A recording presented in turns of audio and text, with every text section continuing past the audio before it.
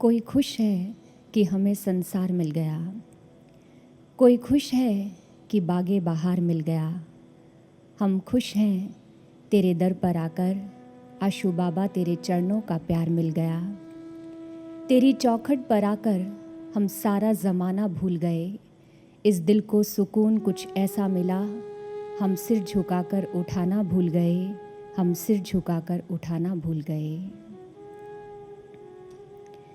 बोलिए गुरुदेव सर्वश्री आशुतोष महाराज जी की जय। दया के सागर सद्गुरु भगवान की जय। सच्चे दरबार की जय। सद्गुरु को दया का सागर कहा जाता है। सागर की यह विशेषता होती है कि वह नदी को अपने भीतर विलीन कर लेता है। नदी चाहे अपने संग कितनी भी गंदगी को क्यों ना ले आए, सागर प्रश्न नहीं करता, उसे अपना लेता है, स्वीकार कर लेता है। हमारे गुरुदेव का हृदय भी सागर जैसा विशाल है। उनकी शरण में आकर हर कोई सहज ही उनके प्रेम व दया को पा लेता है। बहुत वर्षों पुरानी बात है। एक दिन सुबह सुबह महाराज जी ने गुब्बारों की मांग की। गुरु की आज्ञा मिलते ही भैया ने बाजार की ओर दुड़की लगाई और केवल गुब्बारे लेकर नहीं आए, गुब्बारे वाले को भी संग लेकर आए। उसे एक जगह पर बिठा दिया, यहाँ बैठकर गुब्बारों में हवा भरो। ज्यों ही गुरुदेव इच्छा प्रकट करेंगे हम तुमसे गुब्बारे ले जाएंगे। अभी इतना कहा भर ही था कि जोर जोर से जय श्री राम की ध्वनि गूंजने लगी। देखा गुरुदेव कक्ष से बाहर आ चुके हैं और प्रसाद लीला आरंभ करने वाले हैं। गुरुदेव ने प्रसाद वितरण के लिए गुब्बारों की मांग की। गुब्बारे वाले के पास जितने गुब्बारे थे उसने सारे दे दिए। उस दिन गुरुदेव ने किसी गुब्बारे के संग केले को बांधा, किसी के संग टॉफी को बांधा और उसे संगत की ओर उड़ा दिया। संगत खुश थी और उन्हें देखकर गुरु भी आनंदित थे। थोड़ी ही देर में महाराज जी कक्ष में वापस लौट गए। गुब्बारे वाला अभी भी बैठा गुब्बारों में हवा भरता रहा। 1 घंटा बीता। गुरुदेव कक्ष से वापस आए, फिर से गुब्बारों की मांग की और फिर से वही प्रसाद लीला पूरी की। उस दिन एक बार नहीं 5 बार महाराज जी ने प्रसाद वितरण किया गुब्बारों के माध्यम से। अब तो गुब्बारे वाले के पास एक भी गुब्बारा शेष नहीं बचा था। स्वामी जी ने गुब्बारे वाले का हिसाब किताब करने के लिए उसे ऑफिस में बुलाया। जितने पैसे बनते थे उसे देने लगे। तभी उसकी आंखों में आंसू आ गए। स्वामी जी ने कहा, ऐसे रोते नहीं है, गुरु के दरबार से कभी कोई रोते हुए नहीं जाता। यह सुनना था कि वो भाई बिलख बिलख कर रोने लगा और हिचकियों के बीच उसके मुख से केवल यही निकला, भगवान हैं आपके बाबा, भगवान हैं। स्वामी जी बोले, सो तो हम जानते हैं क्योंकि वो पूर्ण सद्गुरु हैं, पर तुमने ब्रह्म ज्ञान के बिना ये कैसे जाना? उसने कहा, 3 दिन से मेरे घर में चूल्हा नहीं जला है, मेरी पत्नी मेरे बच्चे भूखे हैं, मैंने भी 3 दिन से भोजन ग्रहण नहीं किया है। आज जब सुबह घर से निकलने लगा, आकाश की ओर देखकर प्रभु से कहा, प्रभु यदि सच में तू इस धरती पर है तो आज इस गरीब के चूल्हे में आंच लगे। मुझे सबूत मिल गया है कि वो ईश्वर इस धरती पर है और उसका हृदय बहुत विशाल है। वो सबके हृदयों की सुनता है और सबको अपना लेता है। आदरणीय गुरु भक्तों, यह तो केवल एक घटना भर है। मेरे सद्गुरु के दरबार में तो ऐसे अनेकों अफसाने सुनने को मिलेंगे। दरबार में कामिल मुर्शिद के दुख दर्द मिटाए जाते हैं। दुनिया के सताए लोग यहाँ सीने से लगाए जाते हैं, सीने से लगाए जाते हैं। गुरुदेव के हर साधक का जीवन गुरुदेव की दया का प्रमाण है। आपकी, हमारी, हम सब की जीवन गाथा गुरु के उपकारों, गुरु की कृपा, गुरु की अनुकंपा व उनकी दया से भरी हुई है। याद कीजिए उस दिन को जब हम पहली बार इस दरबार में आए, गुरुदेव के श्री चरणों में आए। हम मैले थे, विकारों से सने हुए थे। उसने हमारे विकार नहीं देखे, हमारी मैल नहीं देखी, हमें अपने ममता के आंचल में समेट लिया, अपना निश्चल प्रेम दिया, यहाँ तक कि हमें अपना नाम भी दे दिया। आज दुनिया के लोग हमें आशू बाबा की संतान कहकर बुलाते हैं। सच कहें, गुरुदेव के बिना जीवन का ना तो कोई मोल है, ना अस्तित्व है और ना ही कोई पहचान है। हृदय पर हाथ रखकर बताइए, क्या कभी उनकी याद नहीं आती जिन्होंने अपना सर्वस्व हम पर न्यौछावर कर दिया? क्या दिल नहीं करता प्रत्यक्ष रूप में फिर से उन्हें देखने का? जोर जोर से जय श्री राम पुकारते हुए उनके हाथों से प्रसाद लूटने का क्या दिल नहीं करता? वे झूले पर बैठे हों और हम उनके सामने बैठे हों, उनकी वो प्यारी प्यारी मुस्कान देखने का क्या मन नहीं करता? करता है, सबका करता है, आपका करता है, हमारा करता है। तभी तो हर कोई एक दूसरे से यही प्रश्न पूछते नजर आता है, महाराज जी कब आएंगे? महाराज जी के आने की कोई सूचना मिली? आश्रम में आकर भी यही पूछते हैं, दीदी, भैया, महाराज जी कब लौटेंगे? और इतना ही नहीं, दिन में कितनी बार हम महाराज जी के स्वरूप से भी पूछ लेते हैं, महाराज जी कब लौटोगे? एक दिन की बात है, साधना में हमारे हृदय से भी यही पुकार निकली, महाराज जी आपको समाधि में गए बहुत वर्ष बीत गए हैं, अब तो चले आइए। हृदय से ये 2 पंक्तियां निकली थी। आत्मा ने झकझोर दिया, क्या तुम्हारी तैयारी पूरी है? क्या तुमने अपनी पात्रता को तैयार कर लिया है? मान लो गुरु भक्तों, आज और अभी हमें गुरुदेव के समाधि से लौटने की शुभ सूचना मिल जाए तो क्या हम पूरी प्रसन्नता के साथ उनका दर्शन करने जा पाएंगे? क्या ये आंखें उस दिव्यता के तेज को सह पाएंगी? क्या हम महाराज जी के समक्ष खड़े होकर ये कह सकते हैं, महाराज जी हमने आपकी हर आज्ञा को पूरा किया है, हमने आपकी हर बात को माना है? पूछिए स्वयं से, क्या हमने गुरु से मिलने की अपनी तैयारी पूरी कर ली? हमारी और आपकी, हर एक साधक की आत्मा इन प्रश्नों के उत्तर जानती है। पर उस दिन ये एहसास गहरा हो गया कि देरी महाराज जी की ओर से नहीं है, देरी हमारी ओर से है। हम शिष्य ही अभी तक गुरु की उम्मीदों पर खरे उतर नहीं पाए। जो सच्चा बदलाव वे हम में देखना चाहते हैं, वो बदलाव अब तक हमारे जीवन में नहीं आया। हम प्रयास करते हैं, कोशिश करते हैं, पर रुक जाते हैं, ठहर जाते हैं। इसी कारण से अभी तक हम अपने विकारों से मुक्त नहीं हो पाए। याद करो उस दिन को जब हम गुरु चरणों में आए थे। विष्ठा के हम कीट मात्र थे, गुरु ने हृदय लगाए थे। पूर्ण गुरु का संग पाकर भी कीट वृत्ति ना छोड़ सके, ना दिव्य ज्योति के योग्य बने, ना विष्ठा से मुख मोड़ सके, ना विष्ठा से मुख मोड़ सके। वो बदलाव जो गुरुदेव हम में देखना चाहते हैं, वो बदलाव नहीं आया। एक बार एक साधक साधना कर रहा था। साधना में उसे गुरु महाराज जी का दर्शन हुआ।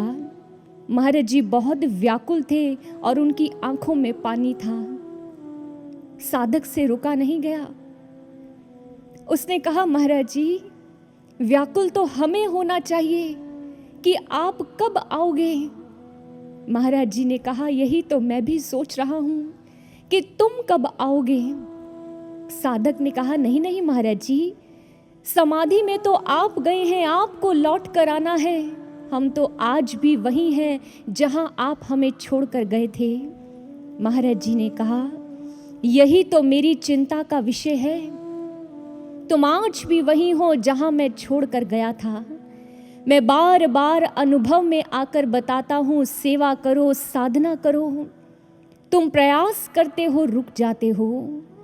परिस्थितियां आती हैं, थम जाते हो, बैठ जाते हो और क्या कहते हो, महाराज जी लौटाओ। महाराज जी कहते ना, याद रखना, जब तक तुम्हारे भीतर बदलाव नहीं आएगा तब तक मैं वापस लौट कर नहीं आऊंगा। मुझे बुलाने से पहले अपनी तैयारी पूरी करो, अपनी तैयारी पूरी करो। अब तो महाराज जी ने भी कह दिया कि हम अपनी तैयारी पूरी करें। आओ साधकों, हम जल्दी से जल्दी अपनी तैयारी पूरी करें अपने गुरु से मिलने की। पर कैसी तैयारी, क्या करना होगा, ये तो गुरुदेव समाधि में जाने से पूर्व ही बता कर गए। याद करो गुरुदेव के श्री वचन। अपने दिल में ऐसी आह, ऐसी चाह को पैदा करो कि लक्ष्य स्वयं आकर तुम्हारा वरण कर ले। हमारा लक्ष्य है गुरुदेव, नूर महल का नूर, दिव्य धाम की दिव्यता वापस लौट आए। यही हम सब शिष्यों की इच्छा है। लेकिन हमारा लक्ष्य आकर हमारा वरण करे, उसके लिए हमें 2 कार्य करने होंगे। पहला, अपने भीतर सच्ची आह को जन्म देना होगा और दूसरा, सच्ची चाह को बनाए रखना होगा। आओ बात करते हैं आह की। आह यानी तड़प, आर्त पुकार, व्याकुलता, गुरु से मिलने की पीड़ा। ये आह कैसी हो? क्या पानी के बुदबुदे की तरह जो एकदम से उठे और शांत हो जाए? नहीं, आह होनी चाहिए जैसे जब गुरु महाराज जी समाधि में गए, एक गुरु बहन साधना की गहराइयों में उतर गई और गुरुदेव से प्रश्न किया, महाराज जी, आपको वापस बुलाने के लिए हृदय की कैसी व्याकुलता होनी चाहिए? आप वापस आ जाएं, हृदय से कैसी आह उठनी चाहिए, बताइए ना महाराज जी। उनका प्रश्न सुनते ही तत्क्षण महाराज जी प्रकट हो गए। अनुभव में आकर महाराज जी ने बताया, हमारे आश्रम की एक किताब है, ऐसा सद्गुरु मेरा, उसका पृष्ठ नंबर 40 खोलना, तुम्हें तुम्हारे प्रश्न का उत्तर मिल जाएगा। गुरु बहन साधना से उठी, जल्दी से किताब को खोजा, वह एक भजन संग्रह था। उसका पृष्ठ नंबर 40 खोला, उस पर एक भजन अंकित था। वो केवल मात्र कुछ शब्द नहीं थे, एक शिष्य के हृदय से उठते हुए भाव थे। गुरु की याद में, गुरु से मिलने की आस में जो हृदय से पुकार उठ रही थी, जो हृदय चित्कार कर रहा था, ये वो भाव थे। आओ उन भावों को श्रवण करते हैं।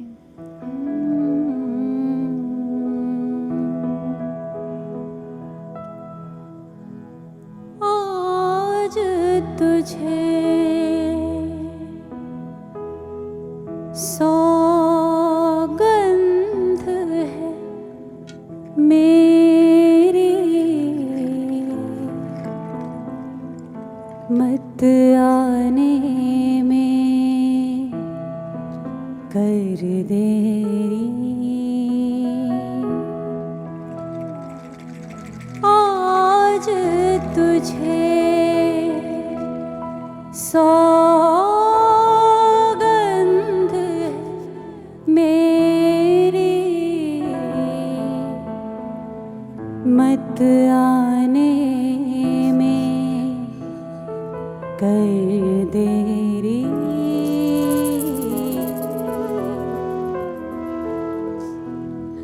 छाए दुख की रात घनेरी, छाए दुख की रात घनेरी, जान ये मेरी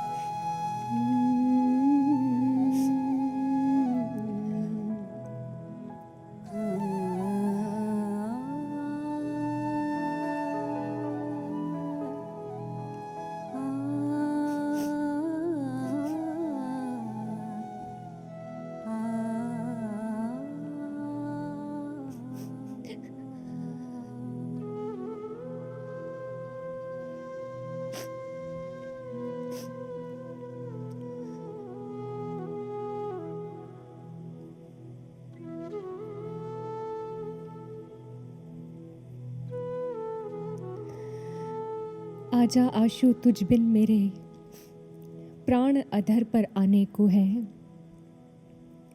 देह की सभी इंद्रियां, आंखें चली जाए, जीवन चलता रहता है।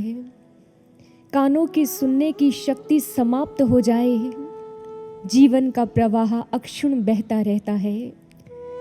लेकिन अगर प्राण निकलने लगे, कितनी बेचैनी होती है, कितनी छटपटाहट होती है। जिस दिन महाराज जी की विरह में हमें ऐसा लगे कि अब प्राण ही निकल जाएंगे, हृदय में ऐसी तड़प हो, ऐसी आर्त पुकार निकलेगी, उस दिन हमारे महाराज जी हमारे पास वापस लौटने को विवश हो जाएंगे। एक बच्चा रोता है ना, 7 समुंदर पार बैठी उसकी माँ के कलेजे में भी पीड़ा होने लगती है।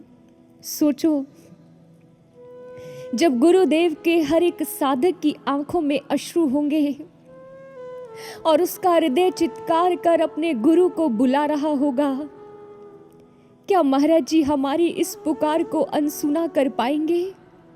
नहीं, उन्हें आना पड़ेगा हमें दर्शन देने के लिए, उन्हें समाधि से लौटना पड़ेगा। शास्त्र भी तो कहते हैं, अवतरण का सबसे बड़ा आधार है धरती से उठने वाली पुकार, मानव के हृदय से उठने वाली गुहार। जिस समय पृथ्वीवासी ये गुहार करते हैं, प्रभु अब आपके बिना कुछ नहीं, कुछ नहीं, उस समय वह प्रभु जो ऊंचे आसन पर विराजमान होते हैं, द्रवित हो जाते हैं और अपने आसन का त्याग कर भूलोक पर आते हैं। ये अवतरण कहलाता है। इसी प्रकार भक्त की आह को सुनकर भगवान द्रवित हो जाते हैं, विवश हो जाते हैं। यह एक परीक्षित सत्य है। बिहार के भवानीपुर गांव में महादेव का एक बहुत प्रसिद्ध मंदिर है। उसका नाम है उगना महादेव का मंदिर। उस मंदिर के पीछे जो कहानी है जनमानस में बहुत प्रसिद्ध है। भक्त कवि विद्यापति भगवान शिव का उपासक था।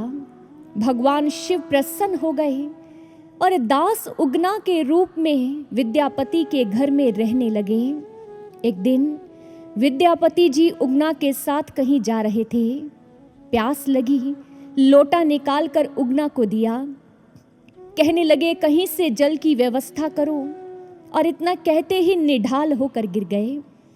उगना ने यहाँ वहाँ जल का स्रोत खोजा, लेकिन कुछ नहीं मिला। थे तो भगवान शिव। तुरंत अपनी जटाओं से गंगा जल को प्रकट कर लिया लोटे में। अपने स्वामी को उठाया, ठाकुर जी उठिए, जल्दी से जल को ग्रहण कर लीजिए। विद्यापति ने जल्दी से जल को ग्रहण किया। कहने लगे उगना, ये जल साधारण नहीं है, ये जल तो गंगा जल है, बताओ कहाँ से लाए। उगना असमंजस में पड़ गया। विद्यापति जी ने हठ पकड़ लिया। कहने लगे बताओ बताओ उगना, ये गंगा जल कहाँ से लाए हो, तुम कौन हो, अपना परिचय दो। भक्त के हठ के आगे प्रभु द्रवित हो गए। साक्षात महादेव प्रकट हो गए। कहने लगे विद्यापति, मैं तुम्हारी भक्ति से बहुत प्रसन्न हूँ, तुम्हारे संग कुछ दिन रहना चाहता हूँ, इसलिए दास उगना के रूप में तुम्हारे घर आया हूँ। याद रहे, जब तक ये रहस्य किसी और के समक्ष उजागर नहीं होगा, तब तक ही मैं तुम्हारे संग रहूंगा, अन्यथा मैं अंतर्धान हो जाऊंगा। उस दिन से विद्यापति जी का तो जीवन ही बदल गया। रोज सुबह उठते अपने प्रभु का दर्शन करते, चोरी छिपे अपने प्रभु के श्री चरणों की सेवा करते। एक दिन विद्यापति जी की पत्नी ने उगना को कुछ काम दिया। उगना से वह काम पूरा नहीं हुआ। वह कुपित हो गई और उगना को मारने के लिए आगे बढ़ गई। विद्यापति जी ने देखा, उनसे रुका नहीं गया। जोरदार आवाज में बोले, रुक जाओ भाग्यवान, रुक जाओ, ये साक्षात महादेव हैं। पत्नी को तो रोक दिया, परंतु जब पीछे पलटकर अपने उगना को देखना चाहा तो उगना वहां नहीं थे। उगना अंतर्धान हो चुके थे। बावले से हुए विद्यापति यहाँ वहाँ पूरे घर में अपने उगना को पुकार रहे हैं, ढूंढ रहे हैं। जब घर में नहीं मिले तो गांव में दौड़ गए। गांव के एक एक घर में, एक एक वीथी में जाकर अपने उगना को ढूंढने का प्रयास कर रहे हैं। रात्रि हुई, घर में आए, ना भूख है, ना प्यास है, ना निद्रा है। बस अपने प्रभु से प्रार्थना कर रहे हैं, प्रभु माना मैं अपराधी हूँ, पर मेरे इस अपराध का मुझे इतना बड़ा दंड मत दीजिए प्रभु, इतना बड़ा दंड मत दीजिए। अपने विद्यापति के पास वापस लौट आइए। मैं आपको वचन देता हूँ प्रभु, मैं आपको दास बनाकर नहीं रखूंगा, मैं स्वयं आपका दास बनकर रहूंगा प्रभु, स्वयं आपका दास बनकर रहूंगा। पूरी रात बीत गई। विद्यापति जी की आंखों से अश्रु निरंतर बहते रहे। भोर हुई, आस पड़ोस वालों ने देखा, कहने लगे, ठाकुर जी, अरे एक साधारण से दास के लिए यूं रो रहे हैं? अरे वो तो जंगल से आया था, कहीं जंगल में भाग गया होगा। विद्यापति जी ने सुना, स्वयं को रोक नहीं पाए और अपने उगना को ढूंढने के लिए जंगल की ओर दौड़ गए। जोर जोर से आवाज लगा रहे हैं, उगना उगना। लेकिन उगना, वो तो साक्षात महादेव हैं, वो तो अपने निवास स्थान पर हैं, आज इस जंगल में कहाँ। विद्यापति जी बावले हुए अपने प्रभु को चारों ओर ढूंढ रहे हैं। सुबह से मध्याह्न हुई, मध्याह्न से सांझ ढलने लगी, लेकिन प्रभु नहीं मिले। विद्यापति जी थक कर हार कर बैठ गए। कहने लगे, प्रभु आपका तो एक नाम आशुतोष है ना, आशुतोष जो शीघ्र प्रसन्न हो जाता है, तो आज ये निष्ठुरता क्यों प्रभु, क्यों? क्या इस विद्यापति की पुकार आप तक नहीं पहुंच रही? क्यों सता रहा है तू, क्यों रुला रहा है? क्या ये चीख चित्कार सब बेकार जा रहा है? क्या सुन नहीं रहा तू मेरी पुकार को? यदि सुन रहा है तो क्यों इतना तड़पा रहा है? आवाज का निकलना गले से मुश्किल लगता है।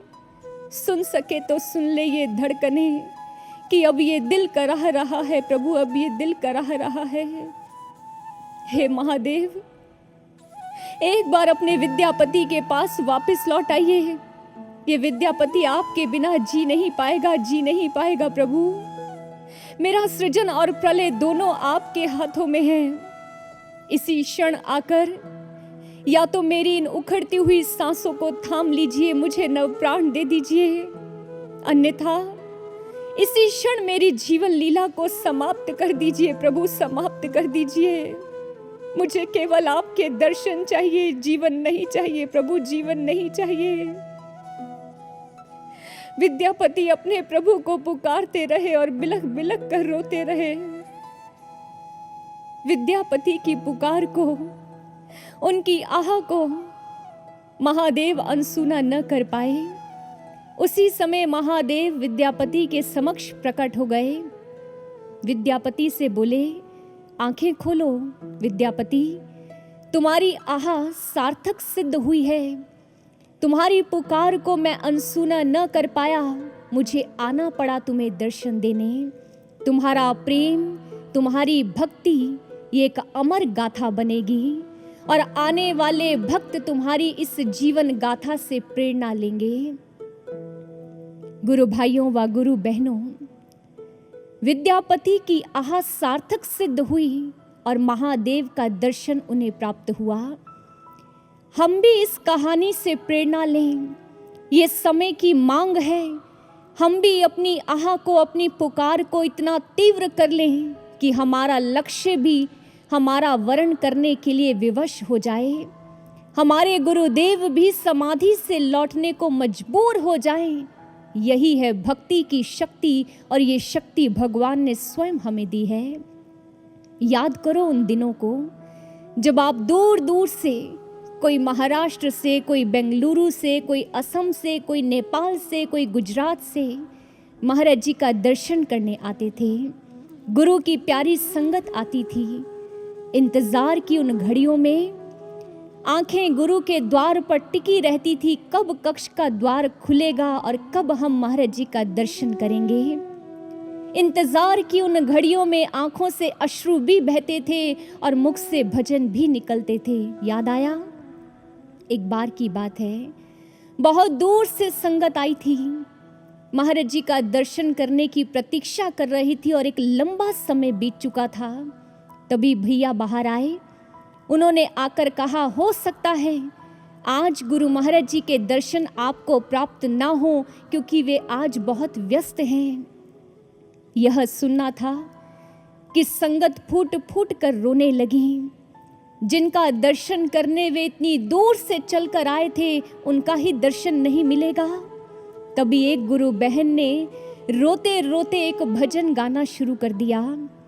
तेरे दरस दाही है शौक सानू, एक वार तू देने दीदार आजा, असी प्यासे तेरे दीद देहा, साडी प्यास बुझाने दातार आजा, साडी प्यास बुझाने दातार आजा। हे प्रभु, हे गुरुदेव, हम बहुत दूर से आए हैं प्रभु, केवल आपके दर्शनों की प्यास है। एक बार बाहर आ जाइए महाराज जी, एक बार अपनी झलक दिखा दीजिए महाराज जी, बस एक बार अपनी झलक दिखा दीजिए। भजन की अभी इतनी ही पंक्तियां गाई होंगी, जोर से जय श्री राम की आवाज आई और कक्ष का दरवाजा खुल गया। मुख पर प्यारी सी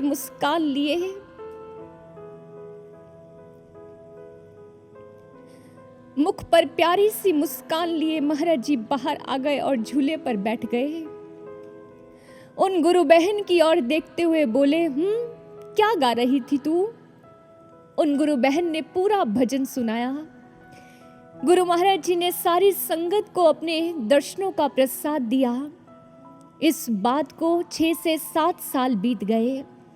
उन्हीं गुरु बहन को एक दिन महाराज जी की बहुत याद आ रही थी और महाराज जी समाधि में जा चुके थे। सुबह से लेकर न जाने कितनी बार ये पूछ चुकी थी महाराज जी से, महाराज जी कब आओगे, महाराज जी कब आओगे। रात्रि में दिव्य स्वप्न में महाराज जी आए। महाराज जी ने कहा, तुझे याद है एक दिन तूने नूर महल में मुझे एक भजन सुनाया था? गुरु बहन ने कहा, नहीं महाराज जी, मुझे याद नहीं। महाराज जी ने कहा, वही तेरे दरस दाही है शौक सानू। उसने कहा, महाराज जी आपको अब भी याद है ये भजन?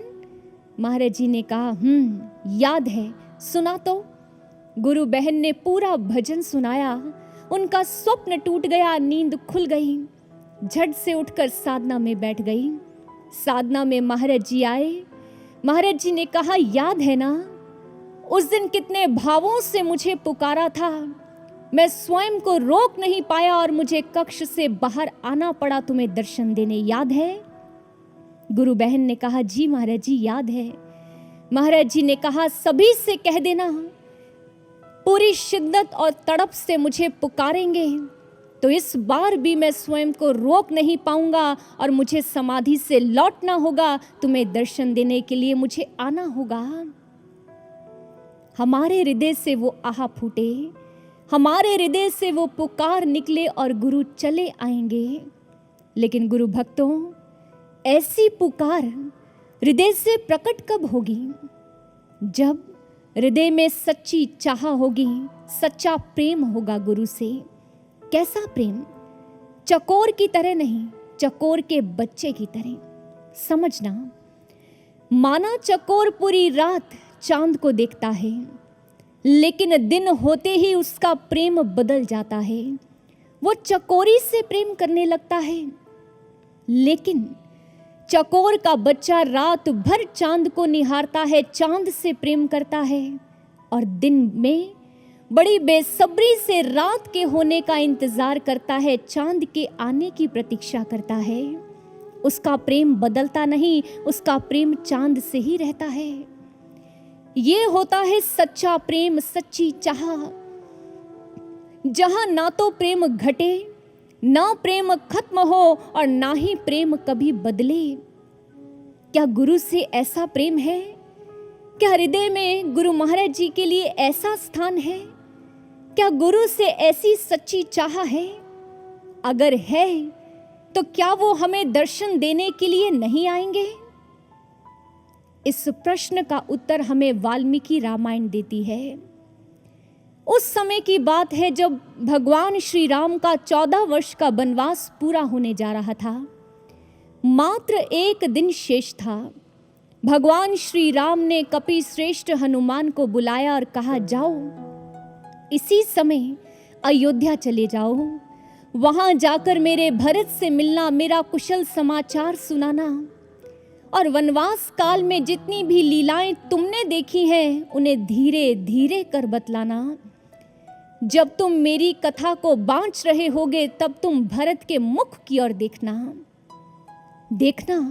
भरत के अंदर राम से मिलने की जो तड़प है वो अब भी शेष है या नहीं। देखना कहीं राज्य को पाकर मेरे भरत का मन बदल तो नहीं गया। अगर मेरे भरत के मन में लेश मात्र भी राज्य की कामना होगी तो ये राम अयोध्या नहीं लौटेंगे, अयोध्या का शासन भरत संभालेगा।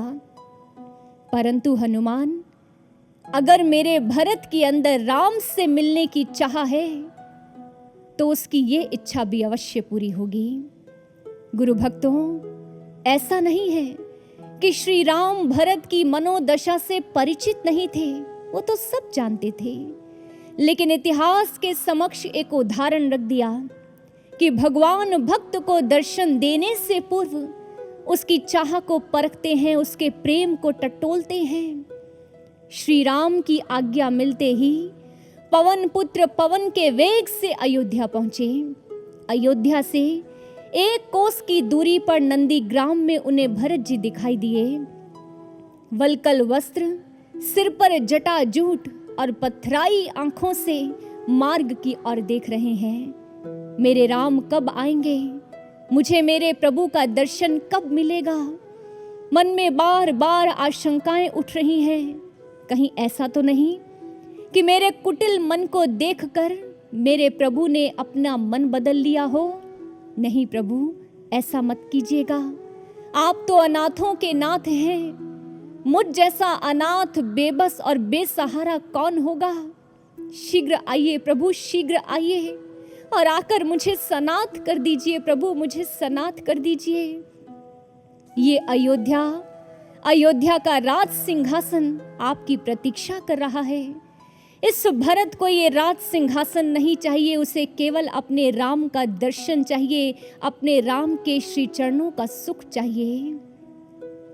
भरत की चाह, उसके सच्चे प्रेम ने राम को अधीर कर दिया। पुष्पक विमान पर बैठ गए प्रभु, जो मन की गति से चलता है, मन जिसकी गति सबसे तेज होती है, यानी हमारे श्री राम भी भरत से मिलने के लिए अधीर हो उठे। किसी ने पूछा, प्रभु पुष्पक विमान क्यों? आपने तो वनवास काल में हमेशा पैदल यात्रा की है। श्री राम ने नम आंखों से कहा, उस समय धर्म और मर्यादा की सीमा थी, लेकिन आज यहां से मेरे भरत के प्रेम की सीमा आरंभ होती है। भले ही मेरा प्रण टूट जाए, लेकिन अब मैं अपने भरत से मिलने में विलंब नहीं कर सकता। मुझे अपने भरत को दर्शन देने जाना ही होगा, उससे मिलने जाना ही होगा। आप सब जानते हैं, श्री राम आए, भरत ने उनका दर्शन किया और सदैव उनका दर्शन करते रहे। निस्संदेह इतिहास खुद को फिर से दोहराएगा और हमारे गुरुदेव, हमारे सद्गुरु भगवान भी शीघ्र समाधि से लौटकर आएंगे। लेकिन उससे पूर्व वे हमारी चाह को टटोलेंगे, हमारे प्रेम को परखेंगे कि मेरा शिष्य मुझसे सच्चा प्रेम करता भी है या नहीं, उसके हृदय में मुझसे मिलने की सच्ची प्यास है भी या नहीं, क्या उसके हृदय में मुझसे मिलने की वो तड़प है। गुरुदेव इन्हें परखेंगे, टटोलेंगे। भरत का जीवन कैसा था? 14 वर्षों तक उसने अपने प्रेम को कभी कम नहीं होने दिया। प्रेम की जो लौ थी वो सतत जलती रही। कैसे? राजपाट का त्याग किया, सांसारिक आकर्षणों से खुद को विरक्त कर लिया, यहाँ तक कि अपनी माँ का भी त्याग कर दिया। अपनी सभी इंद्रियों को राम पर केंद्रित कर दिया। हम आपसे ये नहीं कहना चाहते कि आप अपने संसार को छोड़ दें, नहीं, इसी संसार में रहिए, अपने सांसारिक दायित्वों को पूर्ण कीजिए, लेकिन कमल की भांति बनिए। कीचड़ से निर्लिप्त रहिए और नाता केवल सूर्य से रखिए, नाता केवल गुरु से रखिए। गुरु ही जीवन का केंद्र हो, गुरु ही जीवन की धुरी हो। अपने जीवन को ऐसा बनाइए। आओ हम भी भरत जैसी तैयारी करें, अपनी हर एक इंद्रिय को गुरु की ओर उन्मुख कर दें, गुरु पर केंद्रित कर दें। ये छोटे छोटे प्रयास ही हमारी तैयारी बन जाएंगे गुरु से मिलने की। बात करते हैं आंखों की, जो सबसे ज्यादा चंचल हुआ करती हैं, हमें संसार की माया की ओर आकर्षित करती हैं, संसार के कीचड़ में लिप्त करना चाहती हैं। आप जानते हैं, बीते 3-4 महीनों में लोग घरों की 4 दीवारी में बंद थे, जानते हैं ना। घरों की 4 दीवारी में बंद रहकर उन्होंने क्या किया? रिपोर्ट्स बताती हैं कि अश्लील वेबसाइट्स पर जो ट्रैफिक है पिछले 3-4 महीनों में 95% बढ़ चुका है। यानी घरों में बैठकर लोगों ने बुरे दृश्य देखे और अश्लील वीडियोस को देखा। हर संभव प्रिकॉशन के द्वारा बाहरी वायरस से बचने का प्रयास तो किया, लेकिन आंखों से देखे गए बुरे दृश्यों से जो वायरस मन के अंदर गहरा बैठ गया, उसका क्या? सबसे खतरनाक नशा है pornography. Pornography is a perfect brain poison. एक ऐसा जहर है जो हमारे सोचने, समझने और विचारने की शक्ति को खत्म कर देता है। यह संसार की स्थिति है। एक बार साधक भी अपने मन को टटोल ले, कहीं ऐसा तो नहीं कि हम भी अपने इनर नेट से डिस्कनेक्ट होकर, यानी अपनी साधना को छोड़कर इंटरनेट में, मनोरंजन में, गेम्स में अपने टाइम को वेस्ट तो नहीं कर रहे। अंतर जगत के दिव्य नज़ारों को छोड़कर हम अपने मन में अश्लीलता का विष तो नहीं घोल रहे। इंटरनेट का यूज़ कीजिए, लेकिन सद्कार्यों के लिए, मनोरंजन व पतन के लिए नहीं। गुरुदेव के वचन याद है ना, वक्त नहीं मनोरंजन का और ना ही विश्राम का। साधक के लिए ये समय ना तो मनोरंजन का है और ना ही विश्राम का है। यह तो मनोमंथन का समय है, आत्मचिंतन का समय है। यदि इन सब बातों को जानते और समझते हुए भी आप अपनी आंखों को बुरे दृश्यों को देखने में उलझाए रखते हो, तो ये याद रखना, जिन आंखों से आज आप बुरे दृश्यों को देख रहे हो, इन आंखों से फिर आप गुरु महाराज जी का दर्शन नहीं कर पाओगे, क्योंकि इन आंखों से आप 2 नज़ारे नहीं देख सकते। ये वो समय नहीं जब नकारात्मकता और सकारात्मकता साथ साथ चले। महर्षि अरविंद कहते हैं, do not imagine that truth and falsehood, light and darkness, surrender and selfishness can be allowed to dwell together in the house consecrated to the divine. The transformation must be integral. आपको किसी एक को चुनना होगा। नीर शीर विवेकी बनकर आपको चुनाव करना होगा। आपको संसार चाहिए या करतार चाहिए? आपको संसार के चलचित्र चाहिए या गुरु का दिव्य चरित्र चाहिए? ये आपका चुनाव है। मुझे आशा है और ये पूर्ण विश्वास है कि गुरुदेव का हर सच्चा साधक केवल गुरु के दर्शन करना चाहेगा। अगर यह सच है तो बंद कर लीजिए अपनी इन आंखों को और बैठ जाइए ध्यान में, साधना में। बह लेने दीजिए इन आंखों से अश्रु, क्योंकि ये अश्रु इन आंखों को स्वच्छ कर देंगे और साधना इन आंखों की पात्रता को तैयार कर देगी। तब जाकर ये आंखें उस तेज को सह पाएंगी। ये आंखें गुरु का दर्शन कर पाएंगी जब हम इनकी तैयारी करेंगे, इन्हें गढ़ेंगे, इनकी पात्रता को तैयार करेंगे। काम कीजिए अपने हाथों से, गुरु दरबार में सेवा कीजिए। इन हाथों की रेखाओं में गुरु के चरणों का स्पर्श लिखवा लीजिए। जब गुरु महाराज जी आए तो हम उनके श्री चरणों को छू पाएं। इन हाथों से सेवा कर ऐसा सौभाग्य अर्जित कीजिए। मुख से निंदा व चुगली नहीं, हमेशा गुरु की महिमा गाइए। एक दूसरे से मिलते हैं, अपने अनुभव सुनाइए। हर घर में गुरु चर्चा का अभियान चलाइए। कानों से केवल दिव्य प्रवचनों को सुनिए, सकारात्मक विचारों को सुनिए और सुंदर सुंदर भजनों को सुनिए। आप जानते हैं ना, जब व्रत रखा जाता है तो उस दिन सात्विक आहार लिया जाता है। आज से कुव्रत रखिए, ना तो किसी की निंदा चुगली करेंगे और ना ही किसी की निंदा चुगली सुनेंगे। यदि कोई आपसे निंदा चुगली करने आता भी है तो आप उससे स्पष्ट कहिए, आज मेरा व्रत है। सोच कर देखिए, इस मुख से गुरु की महिमा निकले, इन कानों से सदैव गुरु की महिमा सुनते रहें तो जीवन कितना सुंदर बन जाएगा। हर साधक के आसपास एक पॉजिटिव ऑरा बन जाएगा। फिर ना तो वो साधक कभी नेगेटिव हो पाएगा और ना ही किसी नेगेटिविटी की ओर आकर्षित हो पाएगा, बल्कि गुरु की महिमा गाने से, गुरु की महिमा सुनने से उसके मन में गुरु से मिलन का उत्साह बना रहेगा, गुरु दर्शनों की उमंग बनी रहेगी। अपने इन पांवों को निरंतर आगे बढ़ाइए, गुरु की आज्ञा में चलते रहिए, गुरु के कार्यों को पूर्ण करते रहिए। इन छोटे छोटे प्रयासों से आप देखेंगे कि आप गुरु की आज्ञा को स्वीकार करना सीख गए हैं। आप पाएंगे कि आप गुरु महाराज जी की हर एक बात की पालना कर रहे हैं और धीरे धीरे इंद्रियों का संयम, हमारा वैराग्य हमारे भीतर भरत जैसी चाह को जन्म दे देगा, उस सच्चे प्रेम को जन्म दे देगा।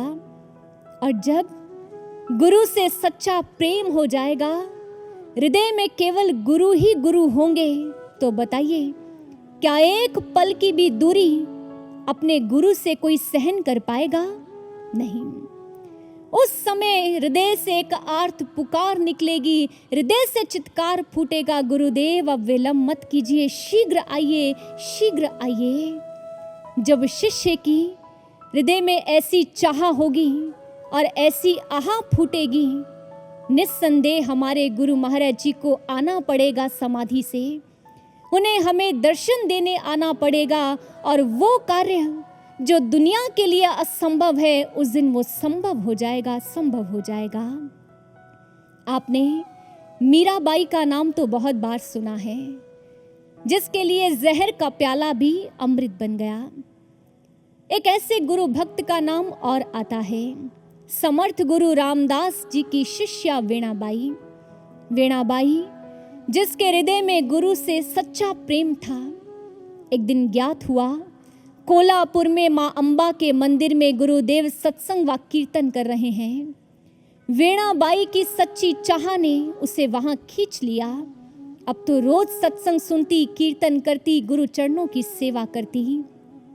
जब गुरु प्रस्थान करने लगे, वीणाबाई ने हाथ जोड़कर कहा, गुरुजी मुझे भी संग ले चलिए। समर्थ गुरु रामदास जी ये कहते हुए आगे बढ़ गए, वीणाबाई अभी नहीं, समय आएगा। वीणाबाई एक विधवा थी। जब अपने माता पिता के घर पहुंची, उन्हें ये ज्ञात हुआ कि ये गुरु चरणों में समर्पित होना चाहती है। उन्होंने वीणाबाई को बहुत समझाया, छोड़ दे अपना हठ, छोड़ दे गुरु भक्ति और छोड़ दे गुरु से ये प्रेम। लेकिन वीणाबाई के संकल्प को कोई तोड़ नहीं पाया। ध्यान साधना में अपने प्रेम को उसने और बढ़ा लिया। माता पिता ने लोक निंदा के भय से उसे जहर दे दिया। प्राण उखड़ने लगे, मौत गले का हार बन रही है, लेकिन वीणाबाई को अपने प्राणों की चिंता नहीं। आंखों में अश्रु लिए अपने गुरु का स्मरण करती है, हे गुरु माउली, क्या अब इस वीणाबाई को कभी आपके दर्शन नहीं होंगे? क्या ये वीणाबाई अब आपको कभी देख नहीं पाएगी गुरुदेव? क्या अब कभी आपका वो दर्शन, आपका वो मुख नहीं नजर आएगा? और ऐसे पुकार करते हुए उसके हृदय से चित्कार फूटा और वो फूट फूट कर रोने लगी। उसके हृदय की जो चाह और आह थी उसे देखकर गुरु आने को विवश हो गए। समर्थ गुरु रामदास जी कक्ष में प्रकट हो गए। वीणाबाई के सिर पर हाथ रखा और नव प्राणों का संचार कर दिया, असंभव संभव कर दिखलाया। केवल वीणाबाई के लिए नहीं, माता पिता ने द्वार खोला। आश्चर्य, वीणाबाई जीवित है। समर्थ गुरु रामदास प्रकट हो चुके हैं और वीणाबाई को सत्संग सुना रहे हैं। सारे जग ने देखा पूर्ण गुरु का सामर्थ्य क्या होता है और एक शिष्या की भक्ति क्या होती है। आदरणीय गुरु भक्तों, आज ये समय है जब हम भी अपनी चाह और अपनी आह को इतना प्रबल कर लें कि हमारा लक्ष्य भी स्वयं आकर हमारा वरण करे। जब हमारे भीतर भी सच्ची चाह होगी, हृदय से आह फूटेगी, हमारे गुरुदेव भी शीघ्र समाधि से आएंगे। वो दिन फिर दूर नहीं होगा और उस दिन दुनिया जिसे असंभव कहती है वो असंभव संभव हो जाएगा। केवल वो दिन हमारे लिए हर्ष का विषय नहीं होगा, ये सारा जग साक्षी बनेगा। गुरु का सामर्थ्य क्या होता है, गुरु की दिव्यता क्या होती है, गुरु की शक्ति क्या होती है। हमारे गुरुदेव अपनी इस लीला को पूर्ण करें, वे शीघ्र समाधि से लौटें, सारा जग उनकी इस लीला का साक्षी बने। उसके लिए हमें निमित्त बनना होगा, हम सबको प्रयास करना होगा, हम सबको अपने गुरु से मिलने की तैयारी करनी होगी। हृदय में सच्ची आह और चाह को जन्म देना होगा। आओ साधकों, हम सब अपनी तैयारी करें। मानते हैं कि आप सब प्रयास कर रहे हैं, लेकिन अभी और प्रयास करना बाकी है। अगर मन आलस करे तो उससे कहिए, अब ना कर पाए तो फिर कब करोगे, यहाँ ना किया तो फिर कहाँ करोगे। कुशल मूर्तिकार भी मिला पर सोचो, यहाँ ना गड़े गए तो फिर कहाँ गड़ोगे। प्रखर सूर्य से भी तेजस्वी आशुतोष की संतान हो, उनकी किरण बन ना तपे तो पूछो स्वयं से फिर कहाँ तपोगे। जिनका नाम लेने से भवबंधन भी कट जाता, अब ना जपा वो नाम फिर कब जपोगे। रहमतें लुटा रहे सद्गुरु दीन दयाल, ना संवरे इस आंचल तले तो पूछो स्वयं से कब और कहाँ संवरोगे, कब और कहाँ संवरोगे। विचार कीजिए, मनन कीजिए और अपनी तैयारी को पूर्ण कीजिए। बस हृदय में सच्ची आह और सच्ची चाह को बनाए रखिए। देखना हमारा लक्ष्य स्वयं आकर हमारा वरण करेगा, हमारा वरण करेगा। इसी के साथ वाणी को विराम दूंगी। बोलिए गुरुदेव सर्वश्री आशुतोष महाराज जी की, दया के सागर सद्गुरु भगवान की, साचे दरबार की।